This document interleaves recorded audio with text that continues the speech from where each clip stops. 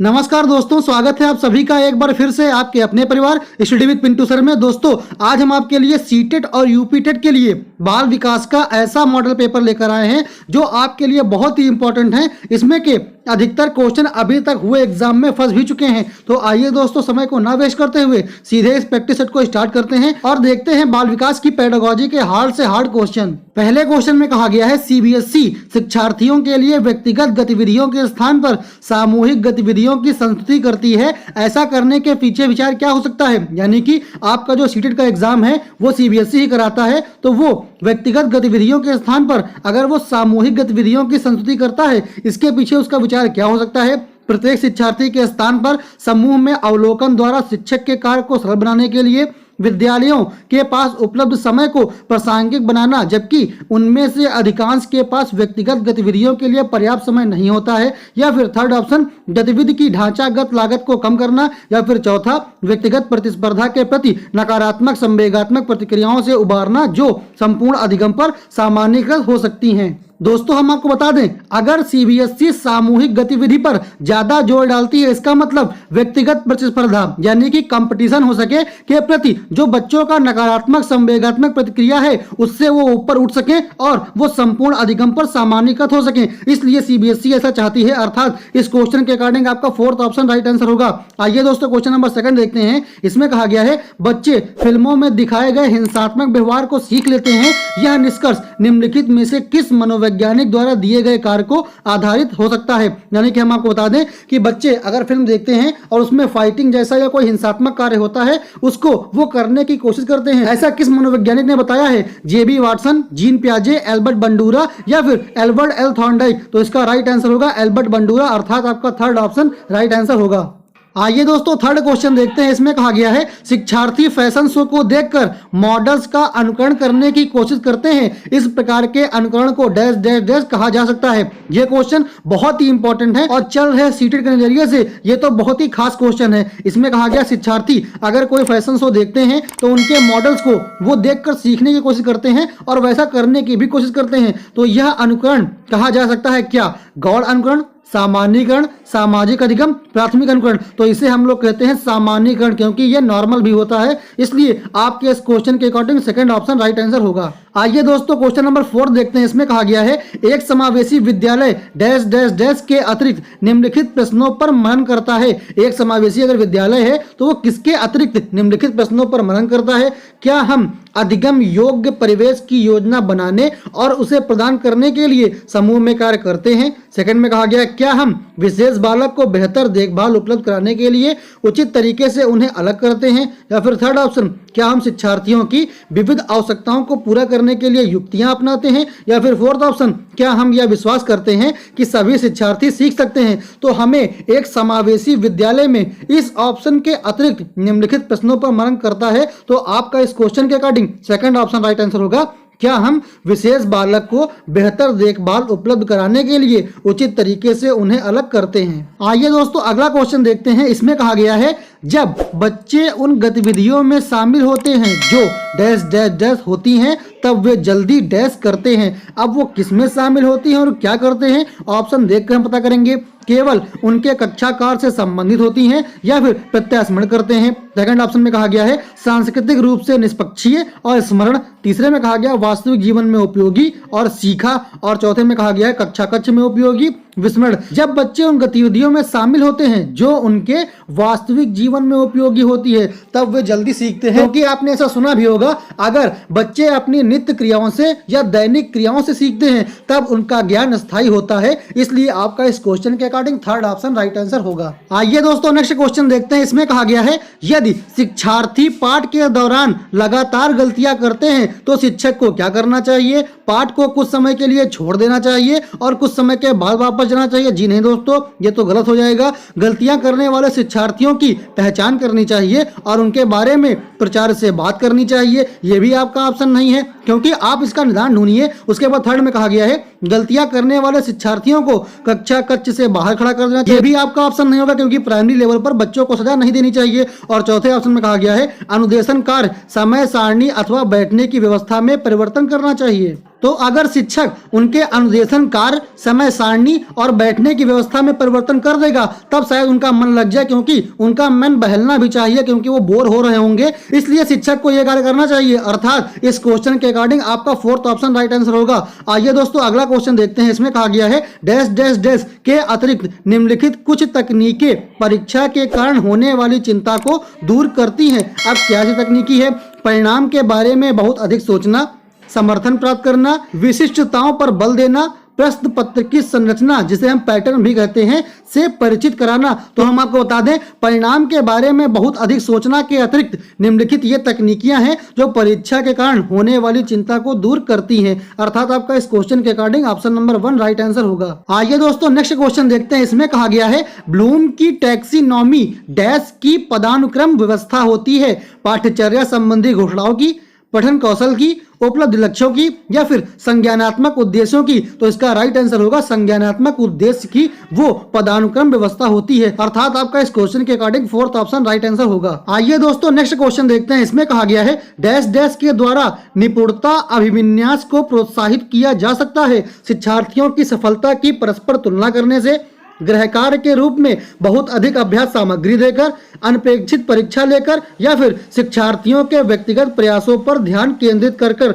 तो आपका last option ही सही है। शिक्षार्थियों के व्यक्तिगत प्रयासों पर ध्यान केंद्रित करने के द्वारा निपुणता अभिविन्यास को हम लोग प्रोत्साहित कर सकते हैं। ये शिक्षक को आना चाहिए। अर्थात इस क्वेश्चन का फोर्थ ऑप्शन ही राइट आंसर होगा। आइए दोस्तों अगला क्वेश्चन देखते हैं। इसमें लिखा हुआ है निम्न में से किसका मिलान उचित है। आपको ये 4 ऑप्शन दिए गए हैं, आपको बताना है कौन सा मिलान सही है। संज्ञानात्मक विकास, परिपक्वता, सामाजिक विकास, वातावरण, संवेगात्मक विकास, परिपक्वता या फिर शारीरिक विकास, वातावरण। तो हम आपको बता दें सामाजिक विकास का संबंध होता है वातावरण से, इसलिए आपका इस क्वेश्चन के according second option right answer होगा। आइए दोस्तों अगला क्वेश्चन देखते हैं। इसमें कहा गया है डैश के अतिरिक्त निम्नलिखित सभी तथ्य संकेत करते हैं कि बच्चा कक्षा में संवेगात्मक और सामाजिक रूप से समायोजित है। यानी कि एक कथन को छोड़कर बाकी तीनों कथन ऐसे हैं जो बताते हैं कि जो बच्चा होता है प्राइमरी लेवल का वो अपनी क्लास में संवेगात्मक और सामाजिक रूप से समायोजित होता है। पहला, चुनौतीपूर्ण कार्यों पर ध्यान केंद्रित करना और उन्हें दृढ़तापूर्वक करते रहना, ये संवेगात्मक क्लास होती है। अर्थात ये ऑप्शन होगा। लेकिन हमें क्या देखना है? जो ना हो, क्रोध तथा हर्ष दोनों को प्रभावी रूप से प्रतिबंधित करना। जी हाँ दोस्तों, ये भी बच्चे में क्वालिटी आनी चाहिए। थर्ड ऑप्शन में कहा गया है हम उम्र साथियों के साथ प्रतियोगिता पर दृढ़ता पूर्वक ध्यान केंद्रित करना। जी नहीं दोस्तों, अगर वो बच्चा प्रतियोगिता पर दृढ़ता पूर्वक ध्यान केंद्रित करेगा तब उसकी लड़ाई भी हो सकती है। इसलिए आपका इस क्वेश्चन के अकॉर्डिंग थर्ड ऑप्शन ही राइट आंसर होगा। और फोर्थ ऑप्शन में लिखा हुआ है हम उम्र साथियों के साथ मधुर संबंधों का विकास। जी हाँ दोस्तों, क्योंकि वो छोटे बच्चे होते हैं, अपने साथियों के साथ खेलते हैं, इसलिए उनके मधुर संबंध भी हो जाते हैं। अर्थात आपका थर्ड ऑप्शन ही बेस्ट ऑप्शन होगा। आइए दोस्तों नेक्स्ट क्वेश्चन देखते हैं। इसमें कहा गया है आबासा 3 शिक्षार्थी हैं जो अंग्रेजी पढ़ते हैं। आ को यह विषय रोचक लगता है और वह सोचता है कि वह उसके भविष्य में सहायक होगा। वह अंग्रेजी इसलिए पढ़ती है क्योंकि वह कक्षा में पहला स्थान प्राप्त करना चाहती है।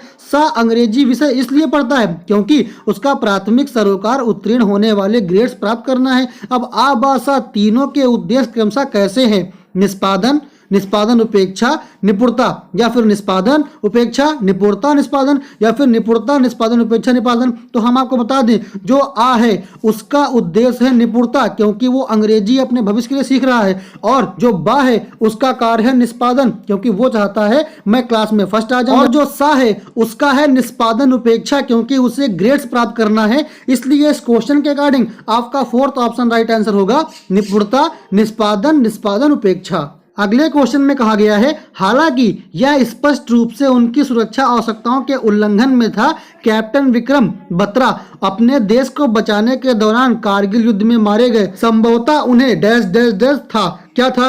आत्मसिद्धि की प्राप्ति, अपने अपनत्व संबंधी आवश्यकताओं की उपेक्षा, अपने परिवार के नाम की ख्यात प्राप्ति, नवीन अनुभव की प्राप्ति की इच्छा। तो संभवतः उन्हें प्राप्त क्या हुआ था? आत्मसिद्धि की प्राप्ति। इसलिए इस क्वेश्चन के अकॉर्डिंग पहला ऑप्शन राइट आंसर होगा। आइए दोस्तों नेक्स्ट क्वेश्चन देखते हैं। इसमें कहा गया है निम्न में से कौन सा कथन बच्चे के विकास में परिवेश की भूमिका का समर्थन करता है?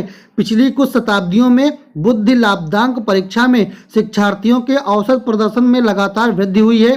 सेकंड ऑप्शन में कहा गया है एक समान जुड़वा बच्चे जिनका लालन पालन भिन्न घरों में हुआ हो उनकी बुद्धिलब्धि 0.75 के समान उच्च है। थर्ड में कहा गया है शारीरिक रूप से स्वस्थ बच्चे अक्सर नैतिक रूप से अच्छे पाए जाते हैं। और चौथे में कहा गया है कुछ शिक्षार्थी सूचनाओं का जल्दी प्रक्रमण करते हैं जबकि उसी कक्षा के अन्य विद्यार्थी ऐसा नहीं कर पाते हैं। अब आपको बताना है कि कौन सा कथन बच्चे के विकास के परिवेश में भूमिका का समर्थन करता है। तो हम आपको बता दें इसका पहला ऑप्शन राइट आंसर होगा, क्योंकि इसमें लिखा हुआ है पिछली कुछ दशाब्दियों में बुद्धि लाभदायक परीक्षा में शिक्षार्थियों के औसत प्रदर्शन में लगातार वृद्धि हुई है, यही इस परिवेश की भूमिका का समर्थन करता है। आइए दोस्तों नेक्स्ट क्वेश्चन देखते हैं। इसमें कहा गया है सामाजिकरण में सम्मिलित है सांस्कृतिक संचरण और क्या? व्यक्तिक विकास, बच्चों को लेबलों में समायोजित करना, संवेगात्मक समर्थन उपलब्ध कराना, विद्रोहियों को निरुत्साहित करना। तो हम आपको बता दें इसका राइट आंसर होगा सांस्कृतिक संचरण और व्यक्तिक व्यक्तित्व का विकास, अर्थात आपका ए ऑप्शन राइट आंसर होगा। आइए दोस्तों अगला क्वेश्चन देखते हैं। इसमें लिखा हुआ है एक शिक्षिका जो दो एक समान गिलासों को प्रदर्शित करती है जूस की समान मात्रा से भरे हुए हैं, वह उन्हें दो भिन्न भिन्न गिलासों में खाली करती है जिसमें से एक लंबा है और दूसरा चौड़ा है। वह बच्चों को उस गिलास की पहचान करने के लिए कहती है जिसमें जूस ज्यादा है। बच्चे प्रत्युत्तर देते हैं कि लंबे गिलास में जूस ज्यादा है। शिक्षकों के बच्चों को डैश डैश डैश की कठिनाई है किसकी? अहम केंद्रिता, विकेंद्रीकरण, पलटावी या फिर समायोजन। तो बच्चों को दिक्कत किसमें है? पलटावी में, अर्थात जो उनकी रिवर्सिबिलिटी है उसमें उनको दिक्कत है। शिक्षक को उसे रिवर्सिबिलिटी प्रोसेस के बारे में समझाना चाहिए, अर्थात इस क्वेश्चन के अकॉर्डिंग आपका थर्ड ऑप्शन राइट आंसर होगा। आइए दोस्तों अगला क्वेश्चन देखते हैं। इसमें लिखा हुआ है निम्नलिखित में से कौन से युग्म के सही होने की संभावना सबसे कम है? आपको बताना है कि कौन सा युग्म गलत हो सकता है। भाषा और विचार प्रारंभ में दो भिन्न गतिविधियां हैं, ये कहा था वाइगोस्की जी ने। सेकंड में भाषा विचार पर आधारित है, ये कहा था जीन पियाजे ने। थर्ड में कहा गया है भाषा वातावरण के एक उद्दीपक है, ये कहा था बी एफ स्किनर ने। और चौथे में कहा गया है बच्चे भाषा के बारे में निश्चित ज्ञान के साथ प्रवेश करते हैं, ये कहा था चॉम्स्की जी ने। तो आपको बताना है इसका राइट आंसर क्या होगा। तो हम आपको बता दें भाषा वातावरण में एक उद्दीपक है, ये बी एफ स्किनर जी का नहीं है, यही सबसे कम संभावना है, अर्थात इस क्वेश्चन के अकॉर्डिंग आपका थर्ड ऑप्शन राइट आंसर होगा। आइए दोस्तों नेक्स्ट क्वेश्चन देखते हैं। इसमें कहा गया है सामाजिक भूमिकाओं के कारण ना कि जीव वैज्ञानिक संपत्ति के कारण सौंपी गई विशेषताएं क्या कहलाती हैं? जेंडर भूमिका दबाव, जेंडर भूमिका रूढ़िबद्धता, जेंडर भूमिका नैदानिकी, जेंडर भूमिका अभिव्यक्ति। तो हम आपको बता दें इसका राइट आंसर होगा जेंडर भूमिका रूढ़िबद्धता, अर्थात आपका सेकंड ऑप्शन ही बेस्ट ऑप्शन होगा। आइए दोस्तों अगला क्वेश्चन देखते हैं। इसमें लिखा हुआ है निम्नलिखित में से कौन सा अधिगम को अधिकतम करने के लिए सर्वाधिक उचित है? यानी कि आपको बताना है अधिगम को बढ़ावा देने के लिए इन चारों ऑप्शन में से बेस्ट ऑप्शन कौन सा है। पहले में लिखा हुआ है शिक्षार्थियों में वैयक्तिक भिन्नता को सहज बनाने के लिए समान शिक्षार्थियों के जोड़ बनाए जा सकते हैं। जी हाँ दोस्तों, ये भी अधिगम को बढ़ावा देगा। अधिगम परिणाम लाने के लिए शिक्षक केवल एक अधिगम शैली पर ध्यान केंद्रित करता है, यह भी आपका होगा क्योंकि यह भी अधिगम बढ़ाता है। और थर्ड ऑप्शन में कहा गया है समान सांस्कृतिक पृष्ठभूमि वाले शिक्षार्थियों को एक कक्षा में रखना चाहिए ताकि मत वैभिन्न से बचा जा सके। ये थोड़ा सा ऑप्शन कम लग रहा है, लेकिन हमें क्या देखना है जो सर्वाधिक उचित हो। चौथे ऑप्शन में कहा गया है शिक्षिका को अपनी संज्ञानात्मक शैली के साथ साथ अपने शिक्षार्थियों की संज्ञानात्मक शैली का पहचान करनी चाहिए। जी हाँ दोस्तों, ये बिल्कुल बेस्ट ऑप्शन है, क्योंकि टीचर अपना विकास के साथ साथ अपने बच्चों का भी विकास करेगा, तब वो क्लास अच्छी होगी और अधिगम अच्छा होगा, अर्थात इस क्वेश्चन के अकॉर्डिंग आपका फोर्थ ऑप्शन राइट आंसर होगा। आइए दोस्तों अगला क्वेश्चन देखते हैं। इसमें लिखा हुआ है करनैल सिंह कानूनी कार्यवाही तथा खर्चे के बावजूद आयकर नहीं देते हैं। वे सोचते हैं कि वे एक भ्रष्ट सरकार का समर्थन नहीं दे सकते हैं जो अनावश्यक बांधों के निर्माण पर लाखों रुपए खर्च करती है। वे संभवतः कोहलबर के नैतिक विकास की किस अवस्था में? बहुत इजी क्वेश्चन है, वे हैं पश्चिम परंपरागत, इसलिए आपका इस क्वेश्चन के अकॉर्डिंग पहला ऑप्शन राइट आंसर होगा। आइए दोस्तों नेक्स्ट क्वेश्चन देखते हैं। नेक्स्ट क्वेश्चन में कहा गया है जो बुद्धि सिद्धांत में सम्मिलित मानसिक प्रक्रियाओं जैसे पराघटक हो गया और बुद्धि द्वारा लाए जा सकने वाले विविध रूप जैसे कि सृजनात्मक बुद्धि हो गई को शामिल करता है, वह क्या है? स्टेनबर्ग का बुद्धिगतता का त्रितंत्र सिद्धांत, उसके बाद बुद्धि का सावेंट सिद्धांत, थर्स्टन की प्राथमिक मानसिक योग्यताएं, या फिर स्पीयरमैन का जी कारक। तो इसका राइट आंसर होगा स्टेनबर्ग का बुद्धिगतता का त्रितंत्र सिद्धांत इसका राइट आंसर होगा, अर्थात आपका पहला ऑप्शन ही बेस्ट ऑप्शन होगा। अगले क्वेश्चन में लिखा हुआ है निम्नलिखित में से कौन सी बहुबुद्धि सिद्धांत की आलोचना है, यानी कि आपको आलोचना देखनी है ना कि विशेषता बहुबुद्धि शिक्षार्थियों को अपने रुझान को खोजने में हेल्प करती है, ये आपका होगा। लेकिन हमें क्या देखना है, आलोचना या व्यवहारिक बुद्धि पर आवश्यकता से अधिक बल देती है, ये भी आपका होगा, ये भी उसकी विशेषता है।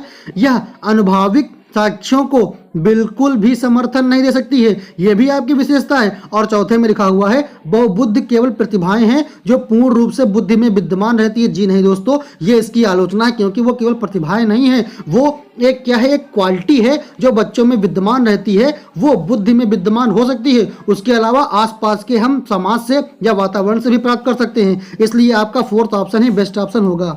अब अगले क्वेश्चन में कहा गया है डैश डैश के अतिरिक्त निम्नलिखित सभी सीखने के रूप में आकलन को बढ़ावा देते हैं, यानी कि एक ऑप्शन ऐसा होगा जो आकलन को बढ़ावा ना देता हो। अवसर लेने हेतु शिक्षार्थियों के लिए एक सुरक्षित वातावरण का निर्माण करना, ये आकलन को बढ़ावा देता है, इसलिए ये ऑप्शन नहीं होगा। हमें देखना है जो आकलन को बढ़ावा ना दे। पढ़ाए गए विषय पर मनन करने के लिए शिक्षार्थियों को कहना, ये भी आपका होगा, क्योंकि पढ़ाए गए विषय पर जब शिक्षार्थी मनन करेंगे तब उन्हें और समझ में आएगा। थर्ड में कहा गया है जितनी संभावना हो शिक्षार्थियों का लगातार परीक्षण लेना। जी नहीं दोस्तों, यही ऑप्शन नहीं होगा, क्योंकि परीक्षण से बार बार शिक्षार्थियों का मन हट जाता है और वे बोरिंग महसूस करने लगते हैं, इसलिए आपका इस क्वेश्चन के अकॉर्डिंग थर्ड ऑप्शन ही राइट आंसर होगा। आइए दोस्तों नेक्स्ट क्वेश्चन देखते हैं। नेक्स्ट क्वेश्चन बहुत ही इंपॉर्टेंट है, इसमें लिखा हुआ है जब एक बावर्ची खाना पकाते समय खाने को चखता है कि वो कैसा बना है तो वह किसके समान है। सीखने के लिए आकलन, सीखने के रूप में आकलन, आकलन और सीखना, या फिर सीखने का आकलन। तो हम आपको बता दें इसका राइट आंसर होगा सीखने के लिए आकलन, क्योंकि वो सीख रहा है और आकलन कर रहा है कि मैंने कैसा खाना बनाया है, मैं इसको चख लेता हूं, जिसे आप सीखने के लिए आकलन भी कहते हैं। अर्थात इस क्वेश्चन के अकॉर्डिंग पहला ऑप्शन ही बेस्ट ऑप्शन होगा। आइए दोस्तों नेक्स्ट क्वेश्चन देखते हैं। इसमें कहा गया है अंतरपरक अनुदेशन क्या होता है। तो अंतरपरक अनुदेशन वही होता है जो शिक्षार्थियों की आवश्यकताओं को पूरा करने के लिए एक सामूहिकरण के विविध रूपों का प्रयोग करे। अर्थात इस क्वेश्चन के अकॉर्डिंग फोर्थ ऑप्शन होगा, क्योंकि यही इसका बेस्ट ऑप्शन है। आइए दोस्तों अगला क्वेश्चन देखते हैं। ये थोड़ा सा इंपॉर्टेंट क्वेश्चन है। आप देखिए इसमें लिखा हुआ है मानवीय विकास में आनुवांशिकता एवं परिवेश की भूमिका के संदर्भ में निम्नलिखित में से कौन सा कथन समुचित है। परिवेश की भूमिका लगभग स्थिर सी रहती है, जबकि आनुवांशिकता का प्रभाव परिवर्तित हो सकता है। जी नहीं दोस्तों, ये ऑप्शन आपका नहीं होगा, क्योंकि आनुवांशिकता का प्रभाव परिवर्तित नहीं हो सकता है। व्यवहारवाद के सिद्धांत प्रायः मानवीय विकास में प्रकृति की भूमिका पर आधारित होते हैं। ऐसा भी नहीं है, क्योंकि ये कथन बिल्कुल बेस्ट नहीं है। हमें क्या देखना है, इन चारों ऑप्शन में से बेस्ट ऑप्शन विकास के विभिन्न क्षेत्रों में आनुवांशिकता एवं परिवेश सापेक्षिक प्रभाव परिवर्तनशील है। जी हाँ दोस्तों, ये बिल्कुल बेस्ट ऑप्शन है, क्योंकि अगर आप विकास कर रहे हो तो उसके विभिन्न क्षेत्रों में आनुवांशिकता और जो परिवेश होता है उसके सापेक्षिक प्रभाव परिवर्तनशील हो सकता है, इसलिए आपका थर्ड ऑप्शन ही बेस्ट ऑप्शन होगा। आइए दोस्तों इस मॉडल पेपर का इंपॉर्टेंट क्वेश्चन देखते हैं। इसमें लिखा हुआ है एक अध्यापक या अध्यापिका ने पाया कि जब एक विद्यार्थी वर्ग बनाने में कठिनाई अनुभव कर रहा है, उसने अनुमान लगाया कि वह हीरे, जिसे आप डायमंड भी कहते हैं, का चित्र बनाने में भी कठिनाई का अनुभव करेगा। उसने निम्नलिखित में से किस सिद्धांत पर आधारित होकर यह अनुमान लगाया। आइए देखते हैं। विकास एक व्यवस्थित क्रम में होने के प्रवृत्ति से संबंध है। विकास की प्रक्रिया एक उत्परिवर्तनीय प्रक्रिया है। विकास निरंतरीय होता रहता है, या फिर अलग अलग लोगों के लिए विकास की प्रक्रिया भी अलग होती है। तो हम आपको बता दें इसका राइट आंसर होगा विकास एक व्यवस्थित क्रम में होने की प्रवृत्ति से संबद्ध होता है, इसलिए उसने अनुमान लगा लिया। अर्थात आपका इस क्वेश्चन के अकॉर्डिंग पहला ऑप्शन राइट आंसर होगा। आगे दोस्तों इस मॉडल पेपर का लास्ट क्वेश्चन देखते हैं। ये क्वेश्चन बहुत ही इंपॉर्टेंट है। इसमें लिखा हुआ है सामाजिकरण के संदर्भ में विद्यालयों के पास प्रायः एक प्रच्छन्न पाठ्यचर्या विद्यमान होती है, जिसमें निहित होता है क्या। बालात्मक अधिगम चिंतन व समकक्षीय साथी एवं अध्यापक की अनुकृति द्वारा विशेष रूप से अपनाए जाने वाला व्यवहार। सेकंड ऑप्शन में कहा गया है अंतःक्रिया व सामग्री द्वारा विद्यालयों में प्रस्तुत किए जाने वाले सामाजिक भूमिकाओं से संबद्ध। थर्ड ऑप्शन में कहा गया है अनौपचारिक संकेत परिवारों के माध्यम से विद्यार्थियों का समझौतापूर्ण व प्रतिरोधात्मक समाजीकरण, या फिर फोर्थ ऑप्शन में मूल्यों व अभिवृत्तियों का शिक्षण एवं आकलन। दोस्तों हम आपको इस क्वेश्चन का आंसर नहीं बता रहे हैं, क्वेश्चन थोड़ा सा हार्ड है, आप ट्राई करिए और हमें बताइए कि इसका राइट आंसर क्या होगा। जो भी आपको सही लगे, चाहे एक ऑप्शन, चाहे दूसरा ऑप्शन, चाहे तीसरा, चाहे चौथा, आप हमारे कमेंट बॉक्स में कमेंट करिए। उसके बाद हम आपको अगले वीडियो में बताएंगे कि इसका राइट आंसर क्या होगा। दोस्तों ये था सीडीपी का एक बहुत ही खास मॉडल पेपर जो आप लोगों के लिए तैयार किया गया था। अगर आपको मॉडल पेपर अच्छा लगे तो प्लीज इसे लाइक करिए, और हाँ दोस्तों ऐसे ही मॉडल पेपर लगातार पाने के लिए चैनल को सब्सक्राइब करके बेल आइकन को प्रेस कर लीजिए, ताकि आप आपके पास सीटेट हो चाहे यूपी टेट, उसकी लेटेस्ट अपडेट भी समय समय पर पहुंचती रहे। तो मिलते हैं दोस्तों नेक्स्ट वीडियो में, तब तक के लिए जय हिंद, जय भारत, नमस्कार।